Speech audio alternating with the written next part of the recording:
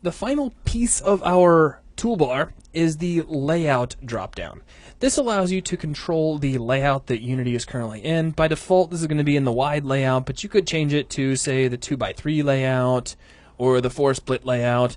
You can even use this dropdown to save out a layout that you've created, to delete an existing layout, or to completely revert back to factory settings. Now what I'm going to do is jump back to the wide layout. Now this is analogous to the layouts area that is found inside the window menu. It's the same thing, it's just you don't have to dig down underneath a menu to find this one.